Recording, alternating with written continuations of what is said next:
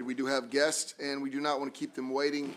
Hopefully, our colleagues will join us as we get moving. So, again, it's good to be back, see all my colleagues. To get started today, we have a fiscal brief from the Department of Legislative Services.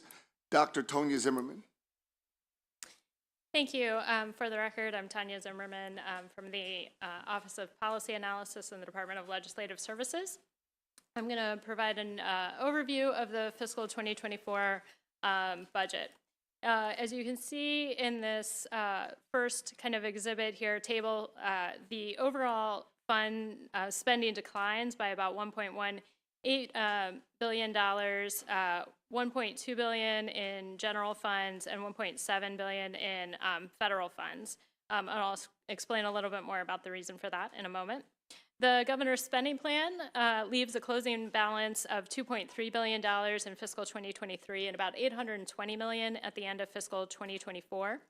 The rainy day fund ends with a balance of in fiscal 2024 with a balance of $2.5 billion, which is 10% of general fund revenues.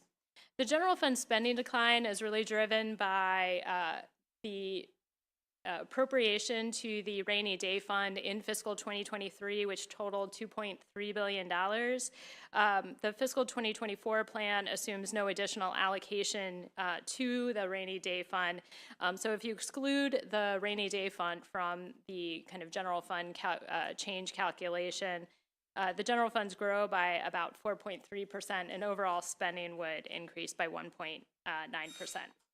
The decline in federal spending is driven by a couple of factors. One is related to kind of the dissipation of some of the federal stimulus aid, particularly from the American Rescue Plan Act. And then are decreases associated with entitlement programs. The state has received, along with other states, enhanced federal matching funds for the Medicaid program throughout the COVID pandemic, and that's beginning to phase down beginning in April, and will be fully phased out by the end of December. So there is much less federal stimulus, federal funds for the Medicaid match. And then there have been some additional enhancements to benefits in the Supplemental Nutrition Assistance Program, or SNAP, that have been available throughout the pandemic, and those are also beginning to phase out in the next couple months. Outside of some limited, outside of the transportation formula aid that's reflected in the Consolidated Transportation Program, there's little funding from the Infrastructure Investment Jobs Act and Inflation Reduction Act that is included in the budget. Much of the funding from those two pieces of federal legislation are competitive, or the allocations are still to be awarded. So the next thing I'm going to discuss about is the impact of the governor's legislative proposals on the overall spending. The impact on of the revenue proposals would reduce overall general funds by about $204 million in fiscal 2024, which would grow to about $230 million by 2028. The largest impact is from a proposal to extend the earned income tax credit enhancements that were enacted in the 2021 session, but are only effective through tax year 2022. And there are also proposals to exempt additional military retirement income from the income tax and expand the child tax credit. There are also impacts of some of his legislative proposals on spending that they would result in a net increase of about $244 million in spending. There's about $306 million of increased spending in the budget that's contingent on legislation. The largest component of that is about $218 million related to planned provider rate increases. And this is tied to a proposal to accelerate the effective date of the minimum wage increase to $15. So when the legislation was originally passed, there were mandated provider rate increases to help those providers with the additional costs that kind of phased in alongside the minimum wage increases. So there were provider rate increases of 4% mandated in fiscal 2025 and 2026 for many healthcare providers. So with the acceleration of the minimum wage increase, those provider rate increases would be accelerated under this proposal all into fiscal 2024, in line with that. And that costs about $218 million. There's also about $30 million for additional legislation related to the Maryland Educator Shortage Act, about $15 million. That's related to teacher recruitment incentives. The Innovation Economy Infrastructure Act, which is about $10 million, and about $5 million for related to health benefits for members of the National Guard. There's $7.3 million in spending related to repaying the local reserve account. And this is really just a timing change. This was a repayment that was going to occur over a 15-year period, but it would accelerate it into fiscal 2023 solely. This was related to Chapter 717 of 2021 that required refunding a recalculated benefit homeowner tax credits. And those were initially paid through the local reserve account, and then the general fund was going to repay the local reserve account. And so this would just complete that in 1 year instead of 15. There are also about $62 million of reductions in spending that are contingent on legislation. The vast majority of it is related to just eliminating the required appropriation to the rainy day fund, and a small portion is another component of that timing change with the repayment to the local reserve account. So if you look at the kind of next exhibit in this analysis, the administration's budget plan does not appear to be sustainable over the long term. The administration projects general fund surpluses, both cash and structurally, over the 5-year forecast period. However, there are projected deficits in the blueprint for Maryland's future fund of $1.4 billion in fiscal 2027 and $2.3 billion in fiscal 2028. These funds are dedicated to supporting the implementation of the Kerwin K-12 education enhancements, and general funds cover those costs above the blueprint resources. So with that deficit, additional general funds will be required for that, and that would leave general fund structural deficits of almost $1 billion in fiscal 2027 and $1.2 billion in fiscal 2028. Also contributing is an increase in the compensatory aid. And if you look at the kind of next exhibit, you can see what is contributing to that.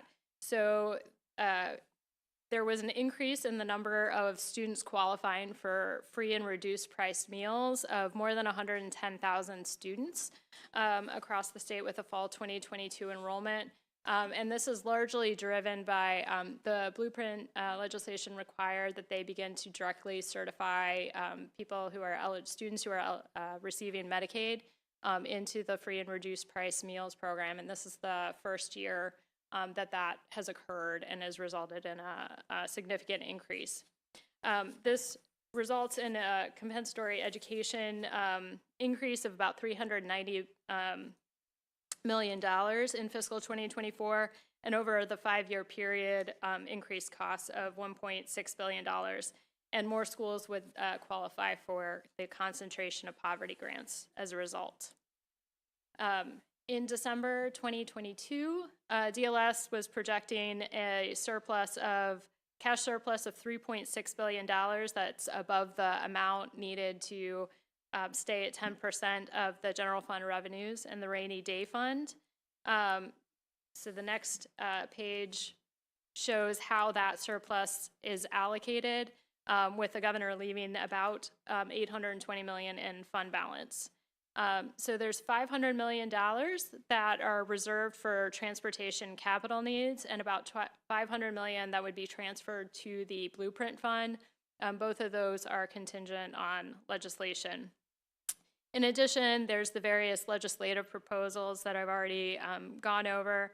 There's additional PAYGO spending, which is capital spending in the operating budget that was higher than anticipated, as well as higher public higher education spending, including the community aid for community colleges.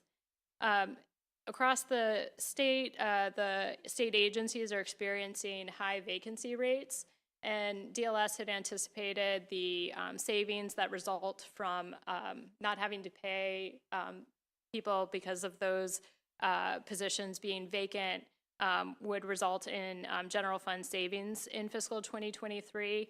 However, the fiscal 2024 budget assumes that those are retained by the agency. There's also $78 million over fiscal 2023, $8 million in fiscal 2023, and $70 million in fiscal 2024 for what's being described as behavioral health infrastructure investments. There are the actual investments that would occur are still to be determined, but could include things like crisis service expansion, and addressing hospital overstays. A couple other items I would note is the fiscal 2024 budget includes funding to continue to permanently provide an additional monthly benefit of $45 per recipient per month to cash assistance recipients beyond what they would otherwise receive. This is an additional benefit that was received in fiscal 2023 as well. And additional benefits of varying amounts have been provided over the last couple of years to cash assistance recipients. There's also about $18 million over the 2 years for a new Department of Service and Civic Innovation, as well as funding for the funding for the West North Avenue Development Authority, and $10 million for a grant to the food banks. There's also about $684 million of spending that's higher for mandates and entitlements. About $430 million of that is related to Medicaid and behavioral health costs due to projected higher enrollment and increased spending on services than what DLS had anticipated in the fall, as well as about $160 million for cybersecurity. A couple other key features, there's a number of bullets on this page, and I'm not going to go over all of them, but just to highlight a couple. So outside of the accelerated provider rate increases that I mentioned earlier, the fiscal 2024 budget provides the rate increases that were already mandated for fiscal 2024 for those healthcare providers. They are 3% for behavioral health providers and 4% for many other healthcare providers. The funding for the public higher education increases with an increase of about $200 million for the University System of Maryland, about $36 million for Morgan State, and about 6.6 for St. Mary's College of Maryland. As a result of those increases, the community college formula aid increases by about $40 million, as well as increases in the aid to the non-public higher education institutions, which increases by about $18.5 million.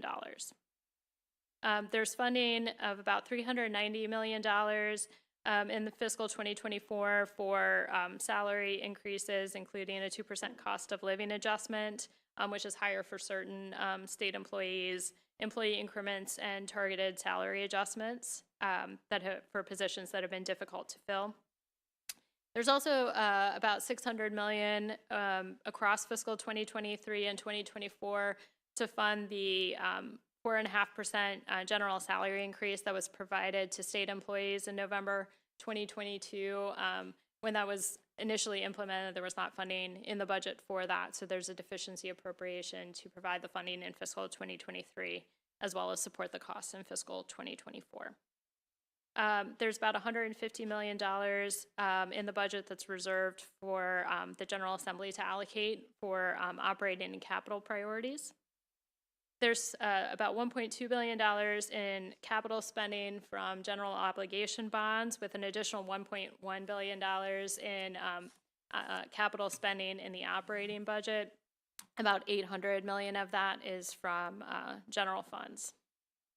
And the last thing I'll highlight is a few of the legislative issues to consider with the budget, and that includes the long-term sustainability of the budget, consideration of the governor's legislative package, state hiring and retention as there continue to be challenges in filling positions across the state and across different areas of state government. The funding related to Medicaid and behavioral health services, which is higher than what DLS had projected in the fall, that we'll be continuing to evaluate.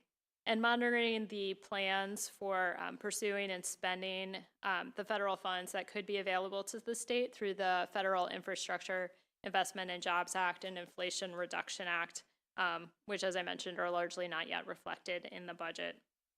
And the final item that I'd like to note is the use of the General Assembly's new authority to reallocate funds across the budget, and specifically how to allocate the funds that are earmarked for General Assembly priorities. And that concludes my presentation. I'm happy to take any questions.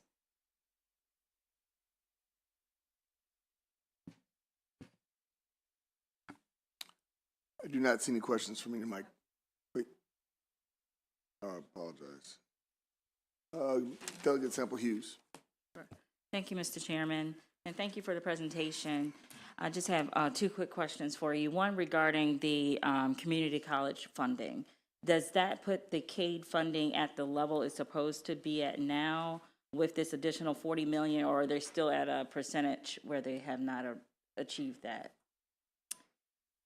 So I believe I will get back to you on the specifics, but the increase reflects the kind of increase in the state share of funding largely. I believe that they're at the maximum percentage under the statute, but I will confirm that. Okay, thank you. And then the last one, with regards to the concentration of poverty grant, how is that determined? It is based on the population, the school population, and then it's a percentage, or how does that come to be? I'll have to get back to you on the specifics. Okay, of sure. calculation. Thank you. Thank you, Mr. Chair. Thank you. I do not believe there are any other questions this time from my colleagues. Thank you very much for your concise, brief presentation. Thank you. And, colleague, just a reminder, we have a 1:30, I think, Department of Labor briefing. So we need as many butts and seats as we can. Thank you guys very much. Enjoy your lunch. Yep, wait. Just wait for me. You go in order.